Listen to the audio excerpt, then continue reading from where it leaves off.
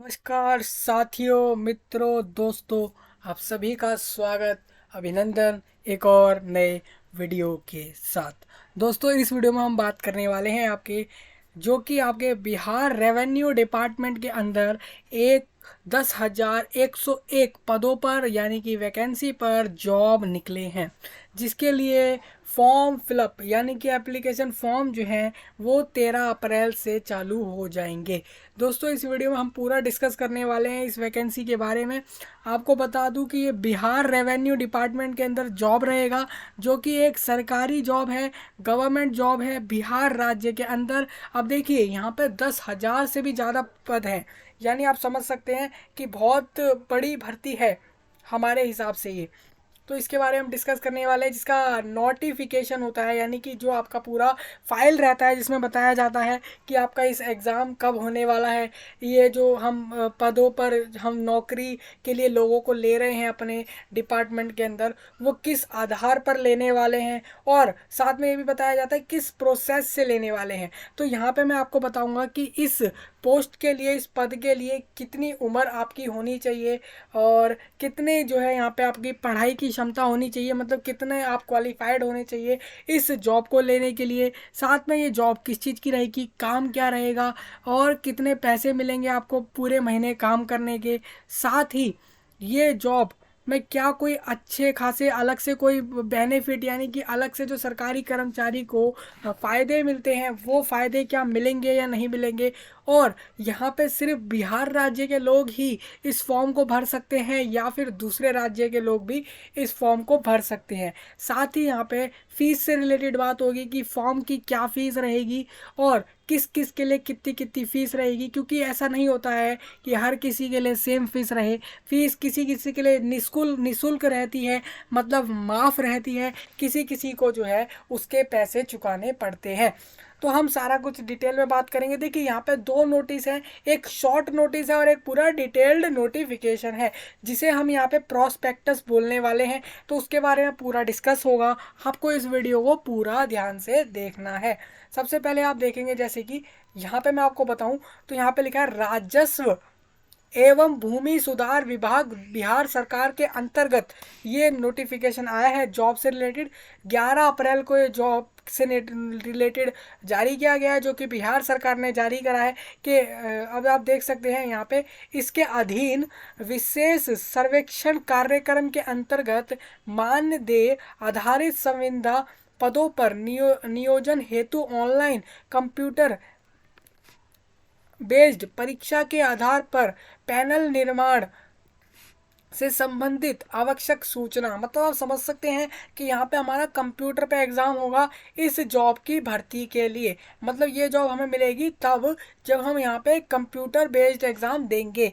अब यहाँ पे क्या लिखा हुआ है, साथ में ये भी लिखा हुआ है कि ये जो एग्ज़ाम रहेगा जिसके लिए आपको बता रहा हूँ मैं, इसमें यहाँ पे बोला जा रहा है इसके लिए जो है वो आपको ऑनलाइन आवेदन आमंत्रित किया जाता है। आप देख सकते हैं यहाँ पे लिखा हुआ है ऑनलाइन आवेदन आमंत्रित किया जाता है, मतलब इसके लिए आपको ऑनलाइन फॉर्म भरना है। अब हम बात करेंगे पद का नाम, कौन कौन से पद रहेंगे, पदों के कोड बनाए गए हैं, मतलब कि कोई एक पद रहेगा उसका अलग कोड है, दूसरा पद है तो उसके लिए अलग कोड है। इस तरीके से पदों की संख्या, मतलब कि उस पद में कितनी वैकेंसी है, कितने सीट हैं, पदवार, और साथ में मानदेय मानदेय मतलब आप समझ सकते हैं कि आपको पे स्केल कितने पैसे मिलेंगे, वो हम बात करेंगे। उस पद के लिए आपकी क्या योग्यता होनी चाहिए पढ़ाई के अंदर, वो बात करेंगे। साथ ही इस तरीके से हम पूरा डिस्कस करने वाले हैं।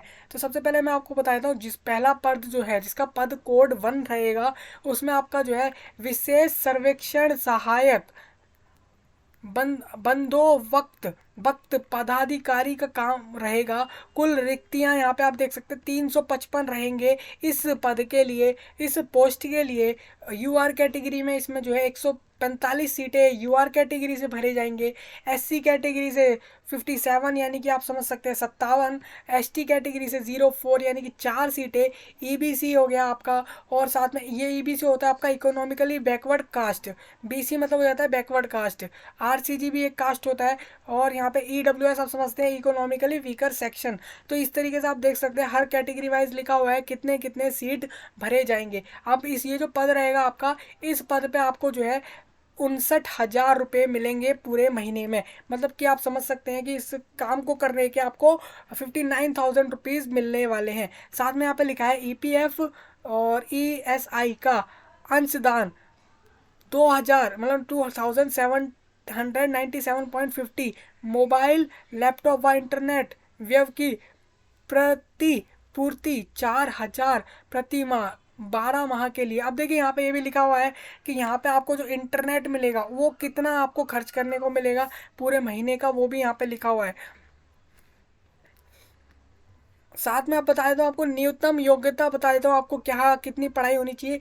AICTE से मान्यता प्राप्त तथा संबंधित राज्यों के SBTE से पंजीकृत संस्थाओं से सिविल इंजीनियरिंग में स्नातक एवं 2 वर्ष का सरकारी निबंधित गैर सरकारी संस्थाओं में कार्य करने का न्यूनतम अनुभव। मतलब आप जान सकते हैं यहाँ पे 2 साल का एक्सपीरियंस मांगा जा रहा है। साथ में आपकी सिविल इंजीनियरिंग पास्ड मांगी जा रही है इस पद के लिए। सेम इसी तरीके से यहाँ पे विशेष सर्वेक्षण कानून गो ये यहाँ पे पद का नाम है। इसमें 758 पद रहेंगे टोटल, इतने लोगों को लिया जाएगा इस पद के लिए। उसमें से 302 लोग होंगे वो UR कैटेगरी से होंगे, और साथ में इस तरीके से बाकी कैटेगरी वाइज लिखा हुआ है, आप चेक कर पाएंगे। इसमें जो रहेगी आपकी 36,000 यानी कि 36,000 रुपये आपको मिलने वाले हैं प्रति माह इसमें काम करने के। साथ में इंटरनेट के बारे में कुछ लिखा है। साथ में यहाँ पे क्या बोला गया है, इसमें ये भी बोला गया है, इसमें क्या है कि से 3 वर्षीय सिविल इंजीनियरिंग में डिप्लोमा होना चाहिए एवं 2 वर्ष का जो है कम से कम इसमें अनुभव होना चाहिए इसी काम के लिए। सेम आपको इसी तरीके से दूसरा दिखाया तो आपको इसमें आपका लिखा है विशेष सर्वेक्षण अमीन, ये एक पद रहता है। इसके लिए आपको 8,244 वैकेंसी इस पर रहेंगे। मतलब कि सबसे ज़्यादा पद इसी पोस्ट के लिए रहने वाले हैं, जिसके लिए सैलरी 31,000 रहने वाली है। और यहाँ पे लिखा भी हुआ है UR कैटेगरी में 3,525 वैकेंसी भरे जाएंगे और बाकी सारे इस तरीके से लिखे हुए हैं। इसके लिए आपकी शैक्षणिक योग्यता क्या होनी चाहिए, तो इसमें आपको बता देता हूँ। पंजीकरण संस्थाओं से 3 वर्षीय सिविल इंजीनियरिंग में डिप्लोमा, 3 साल का सिविल इंजीनियरिंग में डिप्लोमा चाहिए। यहाँ पे इस पद के लिए कोई एक्सपीरियंस नहीं चाहिए। तो ये हमारे लिए बहुत बढ़िया बात है कि जिसमें सबसे ज़्यादा वैकेंसी निकले जिस पद पे, ये वाला पद आपके लिए बहुत इंपॉर्टेंट रहेगा। क्योंकि भले ही यहाँ पे सैलरी 31,000 है, 31,000 है, बट आप देख सकते हैं 31,000 है, बट यहाँ पे सिर्फ एक्सपीरियंस के बिना सिर्फ यहाँ पे डिप्लोमा मांगा जा रहा है सिविल इंजीनियरिंग के अंदर। अगर आपके पास है AICTE से मान्यता प्राप्त, यानी कि वहाँ से आपका रिकॉग्नाइज्ड, आप समझ सकते हैं वहाँ से क्वालिफाइड आपका होगा, तो आप इसको अप्लाई कर पाएंगे। सेम यहाँ पे लिखा है विशेष सर्वेक्षण लिपिक, इसमें 744 पद रहेंगे टोटल और 313 पद उसमें से UR कैटेगरी के, अनरिजर्व कैटेगरी वालों के लिए, SC मतलब अनुसूचित जाति, ST मतलब अनुसूचित जनजाति के लिए 6 पद रहेंगे। और इस तरीके से आप देख पाएंगे अलग अलग सीटें रहेंगे। यहाँ पे आपको 25,000 मिलेंगे इस पोस्ट के लिए। यहाँ पे आपको बोला जा रहा है विश्वविद्यालयों या संस्थाओं से स्नातक की डिग्री, मतलब कि स्नातक आप समझ सकते हैं बैचलर की डिग्री होता है, वो आपकी होनी चाहिए। अब ये किसी भी चीज़ में हो सकती है। ऊपर अंकित पदों की संख्या में परिवर्तन संभव है। मतलब आप देख सकते हैं यहाँ पे चेंज हो सकता है कुछ सीटें यहाँ पे बढ़ा दी जाए, किसी पोस्ट के लिए कुछ वैकेंसी बढ़ा दी जाए, कुछ घटा दी जाए और किसी में हेर फेर कर दिया जाए, ये हो सकता है। इसके लिए आपको पहले ही बताया जा रहा है, कहीं आप बाद में कहें कि यार हमारे लिए वैकेंसी कम कर दिए, ये देखते हुए कि फॉर्म जो है वो ज़्यादा भर दिए तो इन्होंने वैकेंसी कम कर दी, आप ऐसा सोच सकते हैं। बट जो भी होगा वो इनके हिसाब से हो सकता है आगे चल के।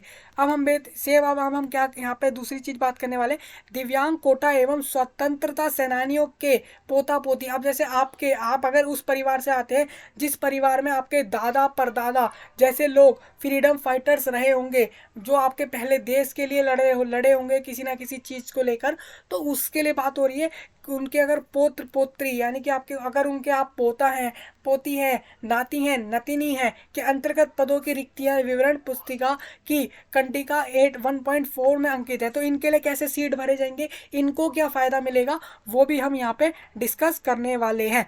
सेम आपको बता देता हूँ, आयु सीमा आरक्षण यानी कि रिजर्वेशन, परीक्षा की प्रक्रिया की कैसे एग्ज़ाम होने वाला है यानी कि प्रोसेस ऑफ एग्जामिनेशन, और ऑनलाइन कंप्यूटर एग्ज़ाम होगा ये तो आपको बता ही दिया है।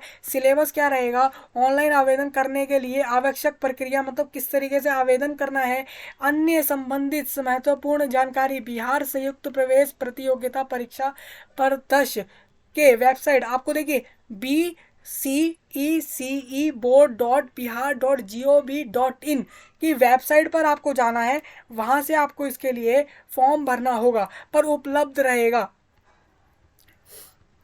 तो ये तो मैंने बता दिया आपको कहाँ से फॉर्म भरना है, के आधार पर पैनल निर्माण हेतु विवरण पुस्तिका से प्राप्त की जा सकती है। अब देखिए यहाँ पे एक चीज़ है, ऑनलाइन आपको जो फॉर्म भरना होगा उसके लिए आपको बताया तो क्या करना पड़ेगा। अब देखिए यहाँ पे बता दिया गया है कि आपको ऑनलाइन ही फॉर्म भरना होगा। इसके लिए सबसे पहले आपको रजिस्ट्रेशन करना होगा। रजिस्ट्रेशन के लिए आपको अपना एक उचित और एक बिल्कुल वैलिड मोबाइल नंबर चाहिए होता है आपका। किसी के पास भी अगर कोई सेम कोई सा भी डिवाइस हो, उसके अंदर मोबाइल नंबर हो, तो आप इससे फॉर्म भर पाएंगे, इस फॉर्म को आसानी से भर पाएंगे।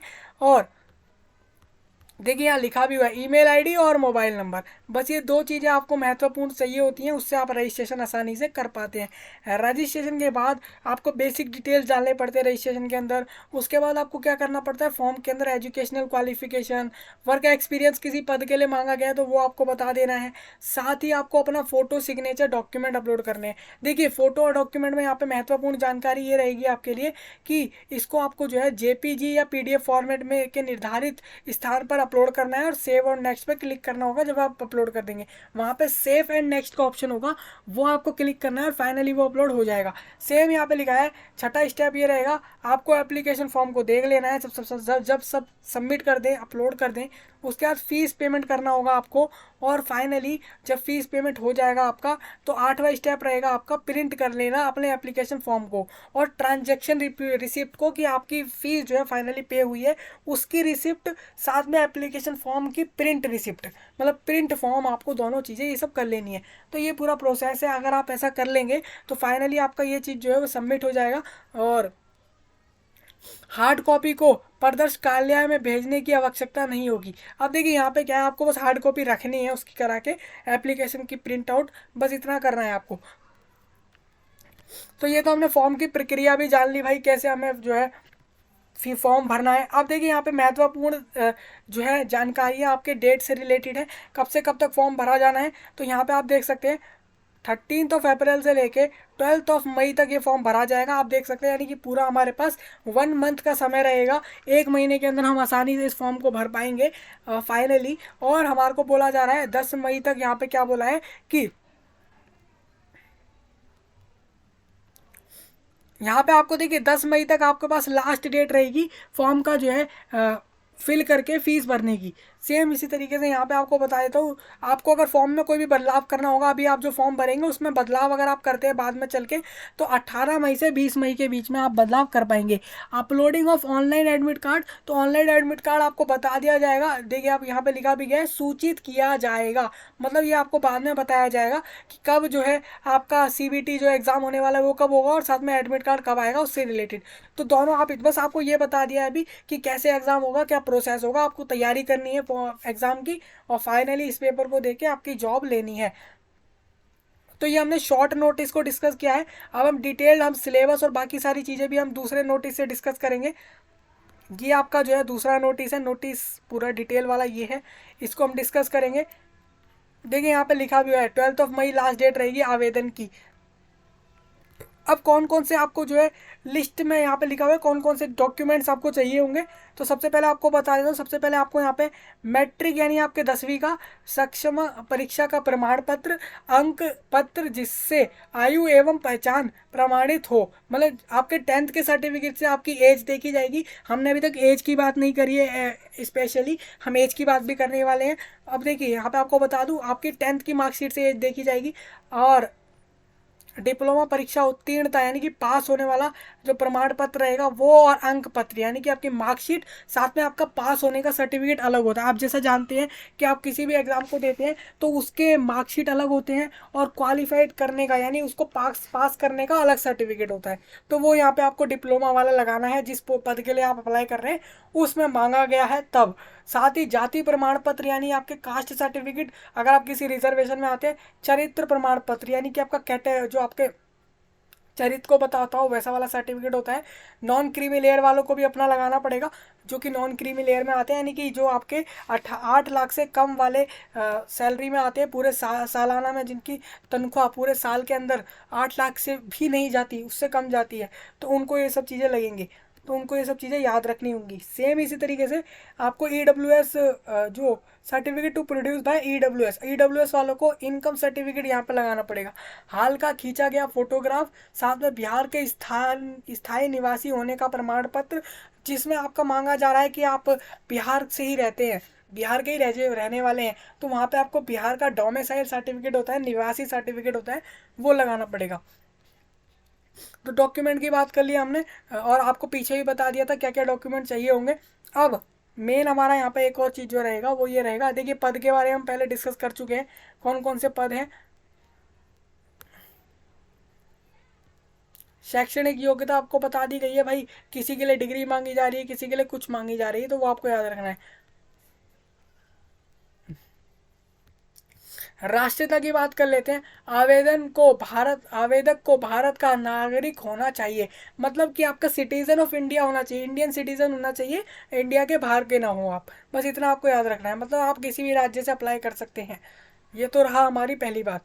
आयु सीमा, अब आयु सीमा की बात कर लेते हैं। विशेष सर्वेक्षण सहायक बंदोबस्त पदाधिकारी पद के लिए न्यूनतम आयु आपकी जो है वो 1 जनवरी 2023 को 21 वर्षीय हो जानी चाहिए। मतलब देख सकते हैं, कम से कम अगर हम देखें, अगर मैं आपसे बात करूं, अगर आप ये सोच रहे हैं कि कम से कम कितनी आयु चाहिए किसी भी पद के लिए, तो 18 वर्षीय आयु होनी चाहिए कम से कम। पद किसी भी पद के लिए नहीं, तो मतलब कम से कम अगर देखें तो ये दोनों पद रहेंगे, इसके लिए आपको 18 आयु होनी चाहिए कम से कम 2023 में 1 जनवरी के बाद से, और सेम 21 आयु होनी चाहिए आपकी।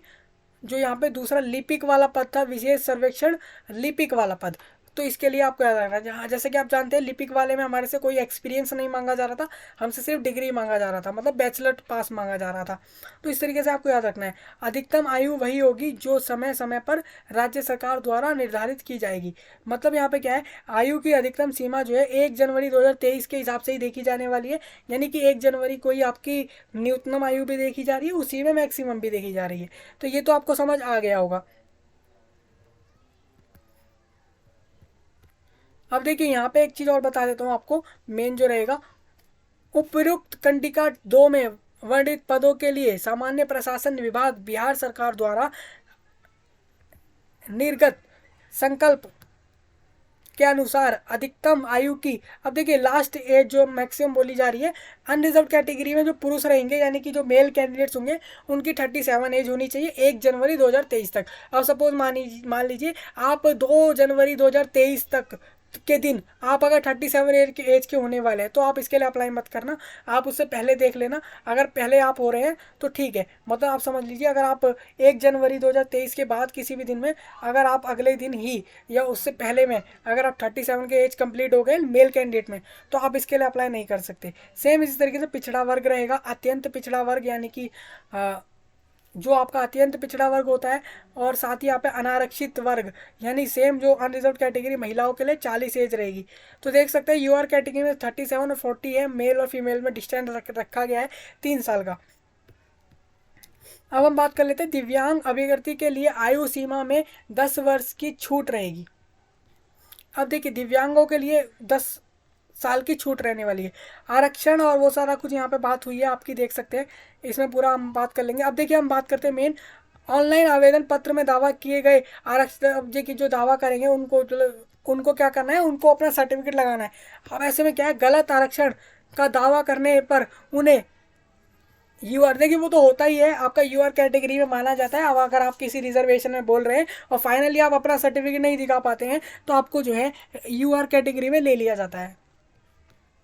अब यहाँ पे लिखा हुआ है जो आपके वो वाले कैंडिडेट्स हैं जो कि स्वतंत्रता सेनानी के पोता पोती नाती नतनी जैसे लोग हैं, तो उनके लिए बात हो रही है, यानी कि उनकी फैमिली में ही आपके 3rd या 4th जनरेशन में आप आ रहे हैं उसके अंदर ही, तो वहाँ उनके लिए बात हो रही है। उनके लिए क्या कहा जा रहा है, उनके लिए कहा जा रहा है कि किसी भी कोटि से अगर आप हैं इनमें से, तो प्रस्तावित 4% आरक्षण आपको जो है यहाँ पे देखने को मिलेगा इन सीट्स के अंदर। देखिए स्वतंत्रता सेनानी वालों को मिलेगा 2% का, और बाकी जो लोग रहेंगे आपके दिव्यांग लोग, उनको जो है 4% का रहेगा।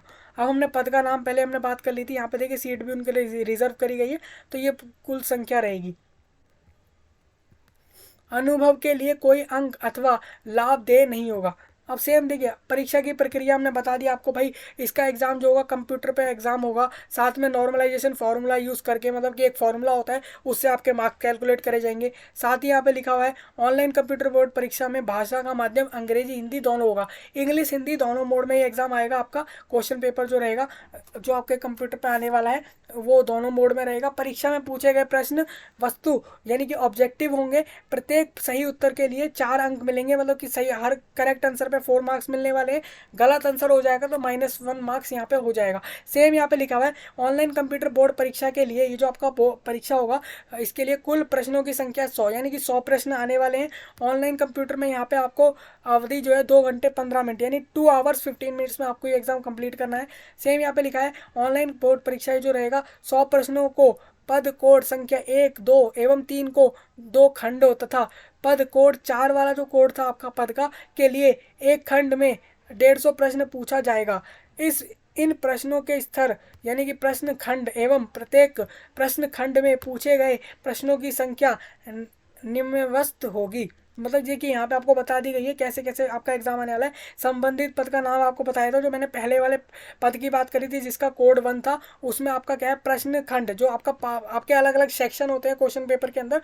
जो पहला सेक्शन रहेगा ए, उसमें आपका पहले वाले पद से रिलेटेड सिविल इंजीनियरिंग के क्वेश्चन होंगे, जो कि आपके 75 क्वेश्चन रहेंगे। प्रश्नों का स्तर मतलब लेवल कैसा रहेगा, वो आपके स्नातक अभी स्तरीय, मतलब कि यहाँ पे आपके बैचलर डिग्री से लेवल तक का ये जो है इसका रहेगा इस इन क्वेश्चंस का लेवल। सेम इसी तरीके से यहाँ पे आपको यहाँ पे जो सांकेतिक सिलेबस, इसका सिलेबस जो होगा यहाँ एनेक्सर 1 एनेक्सर 2 इस तरीके से हम आगे डिस्कस करने वाले हैं। यहाँ पे लिखा हुआ है एनेक्सर 2, इस तरीके से हम आगे डिस्कस करेंगे। जो पहला वाला सेक्शन रहेगा उसके अंदर 2 पार्ट रहेंगे सेक्शन के अंदर। वो पहले सेक्शन के अंदर वो रहेगा ए और बी, जिसके अंदर जनरल स्टडीज़ और सिविल इंजीनियरिंग रहेगा। मतलब जो भी पहले वाले पद के लिए, आप सपोज मानिए जो पहले वाले पद के लिए अप्लाई करेंगे उनको 100 क्वेश्चन जो करने हैं वो ये वाले करने हैं। सिंपल 25 क्वेश्चन जनरल स्टडीज से और 75 क्वेश्चन सिविल इंजीनियरिंग से, दोनों ही आपके बैचलर लेवल के रहेंगे। जो सेकंड पद के लिए कर रहे हैं, जो आपका कानून गो ये वाला जो रहने वाला है, इसमें आपका सिविल इंजीनियरिंग और जनरल स्टडीज़ ये आपका रहेगा ए और बी, इसमें आपके 100 क्वेश्चन हो गए। सेम अब देखिए यहाँ पे क्या है, सिविल इंजीनियरिंग इसमें जो है डिप्लोमा लेवल की आने वाली है और बैचलर लेवल की इसमें जो है जनरल स्टडीज़ आएगी। अब मैं सेम इसी में बात कर लेता हूँ आपके दूसरे जो आपका तीसरा पद है। जो आपका ये तीसरा पद रहेगा इसमें आपका क्या है, जो तीसरे पद के अंदर है उसमें आपको बोला जा रहा है सिविल इंजीनियरिंग और साथ में जनरल स्टडीज़, दोनों में सेम उतने ही क्वेश्चन आने वाले हैं। बट फ़र्क इतना है, एक में डिप्लोमा लेवल का आएगा और एक में जो है स्नातक यानी कि बैचलर लेवल का आएगा। अब देखिए विशेष लिपिक वाले जिनके लिए क्या एक्सपीरियंस नहीं मांगा गया था, उनके अंदर क्या रहेगा, उनके अंदर एक ही सेक्शन आने वाला है जिसमें आपका जो है जनरल नॉलेज के 150 क्वेश्चंस रहने वाले हैं, जिससे आपको कैसे बांटा जा रहा है, एक जनरल स्टडीज़ में, एक मैथमेटिक्स में और एक मेंटल एबिलिटी टेस्ट में। तो ये वाला जो इस पद के लिए अप्लाई करेंगे जो लोग, उनको ये तीनों के एग्जाम देने जिसमें 150 प्रश्न आने वाले हैं। जिसमें आपका देख सकते हैं जी मैथमेटिक्स आपकी 10वीं लेवल की आएगी, 10वीं क्लास तक की, और मेंटल एबिलिटी टेस्ट आपके जो है वो आ जाएगा बैचलर डिग्री लेवल का। सेम जनरल स्टडीज़ जो रहेगा वो भी आपका बैचलर लेवल तक का आने वाला है। तो ये तो हमारा लेवल क्लियर हो गया, पैटर्न क्लियर हो गया एग्जाम से रिलेटेड जिस भी चीज़ का था। अब फॉर्म कैसे भरना है आपको बता दिया गया, ऑनलाइन फॉर्म भरना है। देखिए यहाँ पे प्रोसेस लिखा है, हमने पहले भी डिस्कस कर लिया है कि फॉर्म भरने का प्रोसेस क्या रहेगा। डेट भी हम डिस्कस कर चुके हैं, एडमिट कार्ड से रिलेटेड सारी बातें। मेरिट लिस्ट की बात कर लेते हैं। अब देखिए प्रत्येक पद के लिए पदवार मेगा सूची यानी कि मेरिट लिस्ट जो होती है आपकी, वो जो है कंप्यूटर बेस्ड ऑनलाइन परीक्षा में जो उनके नंबर आएंगे उसी के बेस पर तैयार की जाएगी। जैसे आपके नंबर आएंगे उसके हिसाब से ही आपकी ये तैयार करी जाएगी कि किसी पद। अब देखिए बराबर होगा तो मेगा क्रम का निर्धारण। अब देखिए यहाँ पे कोई ऐसे कैंडिडेट होंगे जिनके मार्क्स इसी सेम एग्जाम में इक्वल मार्क्स आ जाते हैं, एक या एक से ज़्यादा कैंडिडेट के मार्क्स अगर इसमें सेम आ जाते हैं तो उसमें कैसे ये लोग देखने वाले हैं, उसमें जिस उम्मीदवार को कंप्यूटर एग्जाम के अंदर परीक्षा के विषय खंड ए, जो सेक्शन ए रहेगा उसमें उसके अनुसार अंक देखे जाएंगे, उसमें जिसके मार्क्स ज़्यादा होंगे उसको रखा जाएगा ऊपर। अगर फिर भी जो अब फिर भी मान लीजिए दोनों के बराबर आते हैं, तो जिस उम्मीदवार को खंड बी में अधिक अंक प्राप्त हुआ होगा उसका मेगा क्रम ऊपर होगा, मतलब उसको मेरिट लिस्ट में ऊपर रखा जाएगा जिसका पार्ट बी में होगा। फर्स्टली पार्ट ए में देखा जाएगा, फिर पार्ट बी में देखा जाएगा। दोनों के फिर भी इक्वल निकलते हैं, फिर उनकी आयु देखी जाएगी, उम्र देखी जाएगी, उम्र के हिसाब से रखा जाएगा उन लोगों को ऊपर नीचे, किसको ऊपर रखना है किसको नीचे, जिसकी उम्र ज़्यादा उसको ऊपर रखा जाएगा। फिर भी यदि अब देखिए अगर फिर भी उम्र से भी अगर बराबर निकल जाते हैं वो लोग, हमने देखा डेट ऑफ बर्थ से भी बराबर निकलते हैं वो कैंडिडेट्स, तो ऐसे में उनके नाम को अल्फ़ाबेटिकली लगा के देखा जाएगा। तो ये पूरा प्रोसेस रहेगा। तो ये हमने बात कर ली है पूरी। सेम आप देखिए, अब जो हमारा पद कोड 4 था, यानी कि जो चौथा पद था, हमारे चौथे पद के लिए अलग से बात इसलिए हो रही है क्योंकि उसमें जो हमारा कोई एक्सपीरियंस नहीं मांगा जा रहा, और उसमें बोला जा रहा है किसी भी तरीके की बैचलर डिग्री होनी चाहिए। तो इसीलिए एलिजिबिलिटी में हम देखा था जब हमने क्वालिफिकेशन में, तो हमारी ये बात हो रही थी।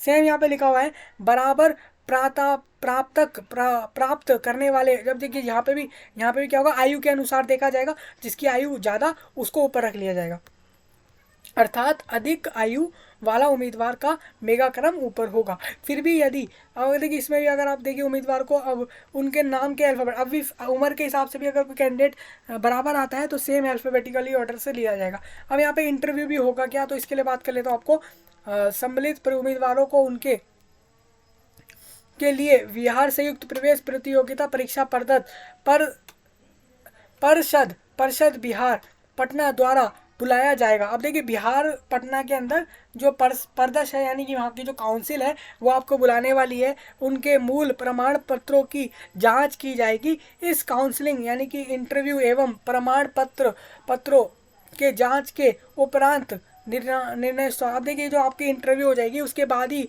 आपको देखा जाएगा किसको योग्य समझा जाएगा, उन्हें ही नियुक्ति हेतु चयन के लिए उपयोगिता माना जाएगा। मतलब आप समझ सकते हैं यहाँ पे इंटरव्यू आपका लिया जाएगा, उसी के आधार पे आपको जॉब मिलेगी। एग्जाम हो जाएगा, उसकी लिस्ट के हिसाब से आपकी सिलेक्शन हो जाएगा कौन इंटरव्यू देने वाला है। इंटरव्यू देने के बाद यहाँ पे लिखा हुआ है इंटरव्यू के संबंध में समय, तिथि और स्नान की जानकारी जो है मेगा सूची में सम्मिलित उम्मीदवारों को प्रदर्श वेबसाइट के माध्यम से, समाचार पत्रों में प्रकाशित विज्ञापन के माध्यम से सूचित किया जाएगा। मतलब क्या है, यहाँ पे आपको जो है आप न्यूज़पेपर में भी देख सकते हैं सेम की इंटरव्यू कब देने जाना है, कैसे देने जाना है, किस डेट पे देने जाना है, किस समय पे देने जाना है, किस जगह पे देने जाना है, सब आपको जो है या तो वेबसाइट पे मिल जाएगा, नहीं तो आपको जो है न्यूज़पेपर में मिल जाएगा, जो कि बिहार के न्यूज़पेपर में ऑब्वियसली आसानी से मिल जाएगा। अब सेम यहाँ पे एडमिट कार्ड की बात कर ली है, जो जब आएगा तब आपको बताया जाएगा, जो कि साइट पे ही आपको बताया जाता है। अन्य निर्देश आपको दिए गए हैं कि आपको पहले ही फॉर्म भर लेना है, कोई आप चेंज नहीं कर सकते फॉर्म के अंदर भरने के बाद, तो वो सारी जानकारी यहाँ पे दी गई है। अब देखिए जो पहला पद था हमारा, ये देखिए पद का नाम भी लिखा है, उसका सिलेबस ये रहेगा जिसमें आपका physics, chemistry, mathematics, basic electrical engineering, engineering mechanics, physics, mechanics and mechanics of solids, mathematics, calculus, इस तरीके से multi variable calculus and linear algebra, इस तरीके से आपको ये सारी चीज़ें पढ़ के जानी है, जो आपके ए पार्ट में आने वाली हैं। सेम ही पार्ट बी में जो general studies, mental ability and Indian language था, पहले पद के लिए, उसमें आपको questions on general science will cover general appreciations understanding of science including matters of everyday, और इस तरीके से आपको सारा चीज़ पढ़नी है। अब देखिए जिस पद के लिए आप अप्लाई कर रहे हैं आपको उस पद के हिसाब से सिलेबस पढ़ना है, हर पद का अलग अलग सिलेबस है, तो आपको पता होना चाहिए। सेम एनेक्सर 4 में हमारे लास्ट पद के लिए सिलेबस लिखा है, आप देख सकते हैं। इसका सिलेबस देखिए कितना छोटा है, इतना ही सिलेबस है, बस आपको इसके लिए इतना ही सिलेबस पढ़ना है। भारत और पड़ोसी देशों का इतिहास, संस्कृत, भूगोल, भारत का स्वतंत्रता आंदोलन एवं आर्थिक, ये सब आपको भारतीय कृषि और प्राकृतिक संसाधनों की मरमुख विशेषता, भारतीय संविधान यानी कि इंडियन कॉन्स्टिट्यूशन, देश की राजनीतिक प्रणाली, ये सब आपको पढ़ना है। मैथमेटिक्स में आप देख सकते हैं पूर्ण संख्याओं का अभिकलन और दशमलव और भिन्न संख्याओं के बीच परस्पर संबंध, मौलिक संचालन, साथ में अनुपात और समानुपाल, प्रतिशत, साधारण ब्याज यानी कि आपका जो आपका नॉर्मल आपका इंटरेस्ट रेट निकालना होता है वो, लाभ हानि यानी कि लॉस एंड प्रॉफिट, छूट यानी कि आपको जो है दे देते हैं आप छूट जो आपकी होती है वो, साथ में औसत और कार्य समय, साझेदारी एवं समय और दूरी यानी कि टाइम एंड डिस्टेंस, ये सारा मैथमेटिक्स में आपको पढ़ना है। ये मैट्रिक लेवल का रहेगा, इससे ऊपर नहीं पढ़ना होगा, तो इस 10वीं क्लास तक के लेवल का पढ़ना है। तो ये पूरा आप तैयार करके जाएंगे फाइनली अपने पद के हिसाब से, जिस पद में भी आप अप्लाई कर रहे हैं, और फाइनली इस जॉब को आप आसानी से ले पाएंगे। बता दिए आपको एग्ज़ाम होगा, फिर इंटरव्यू होगा, इंटरव्यू के बाद आपको फाइनली यहाँ पे सिलेक्शन हो जाएगा और जॉब मिल जाएगी आसानी से। जॉब में मैंने सैलरी डिस्कस कर ली है। एज की बात बताए तो एज में आपकी 18 उम्र कम से कम होनी चाहिए, मैक्सिमम 40 और 37, मेल को 37, फीमेल को 40 अगर वो अनरिजर्व कैटेगरी से, बाकी कैटेगरी वाइज आप देख सकते हैं। तो ये पूरा प्रोसेस हमने डिस्कस कर लिया है एक चीज़ की कैसे रहेगा, तो ये आपको अप्लाई करना है। अब देखिए यहाँ पर मैं दोबारा एक बार संख्या लिख देता हूँ जिससे कि आपको आसानी हो। यहाँ पर जो है 10,101 पद रहेंगे,